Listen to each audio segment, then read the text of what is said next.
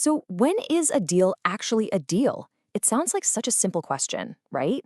But in our super connected digital world, the exact moment a contract is formed can have these huge, huge legal consequences. We're going to dive into a landmark case that, believe it or not, gives us the answer. Okay, let's make this real for you. Imagine you get that dream job offer in your inbox. You're so excited you type back, "I accept," and bam, you hit send. So are you hired at that exact second? Or does it only count when your new boss actually opens and reads the email? That's the kind of modern puzzle we're going to solve today. To get to the bottom of this, we've got to jump in a time machine and head all the way back to 1955. Our story plays out across the English Channel, with a business deal being hammered out between two companies, one in London and the other in Amsterdam. So who are the main characters in this story?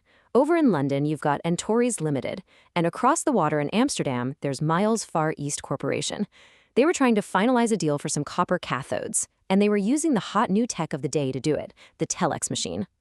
So what on earth was a telex? Honestly, the easiest way to think about it is like the original instant messenger. It was the granddaddy of texting or Slack. You type a message on your machine, and it would print out almost instantly on another machine, even if it was hundreds of miles away. It was a game changer because it was, for its time, instantaneous. The folks at Antares in London sent their offer using the telex. Miles over in Amsterdam typed back their acceptance. A deal was made. Sounds super straightforward, right? Well, not so fast. This simple little exchange ended up creating this massive legal puzzle that people are still talking about today. And this, right here, is the million-dollar question at the heart of the whole case. Where was this contract actually formed? Was it in Amsterdam, at the very moment the acceptance message was sent out?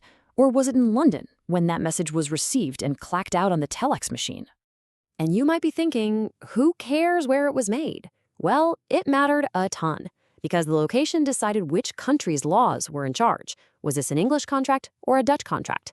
The answer would totally change how any future problems with the deal would be handled. So the lawyers for the company in Amsterdam, they pointed to this old, dusty legal rule from the 1800s. But that just raised an even bigger question. Could a rule that was designed for letters sent by horse and carriage really apply to the instant technology of the 1950s? That old principle was called the postal rule. It's this famous little quirk in contract law that basically says when you're dealing with mail, snail mail, your acceptance is official the moment you drop that letter in the mailbox, not when the other person actually gets it and reads it. So you can see the problem here, right? For traditional mail, everyone knew the deal. The postal rule was king. But for a brand new, lightning-fast technology like the telex, there was no rule.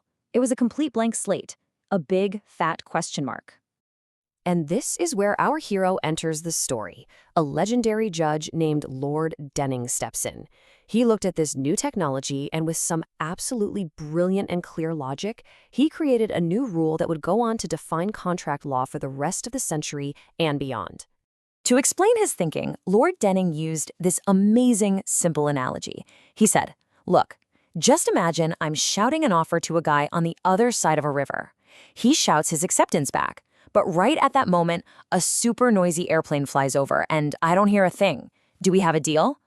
Denning said, "Absolutely not. The person accepting has to make sure they've been heard." See how logical that is? An offer is made, an acceptance is sent back. But if something gets in the way and stops the message from getting through, it's on the sender to try again. Until that acceptance is actually heard and understood, there is no deal. Simple as that. So Lord Denning and the court decided that using a telex machine was not like posting a letter. No way. It was a form of instantaneous communication. It was just like talking on the phone or, you guessed it, shouting across that river. And from that simple logic, a brand new legal principle was born, the receipt rule. It states that for any kind of instant communication, a contract is only formed when, and just as importantly, where the acceptance is actually received. Okay, so let's put these two side by side because this is the key takeaway.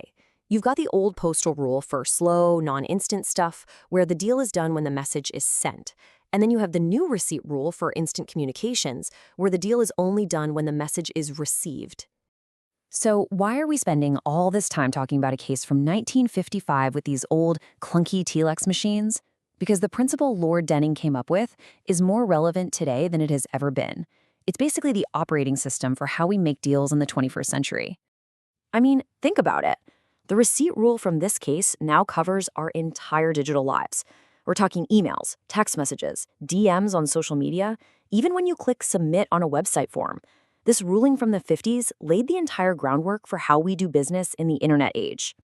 So let's circle all the way back to that job offer. The answer is finally clear. When you accept via email, the contract is legally formed not when you press send, but at the very moment the email arrives in your new employer's inbox. And that means the contract was made in their location. But of course, this brings up a fascinating modern twist, doesn't it? What about read receipts? What if your message says delivered but not read? Do you have a deal then? Well, the principle from this old case would suggest yes, because received in an inbox isn't the same thing as read. It's an amazing legal echo from 1955 that we are still figuring out in our hyper-connected world today.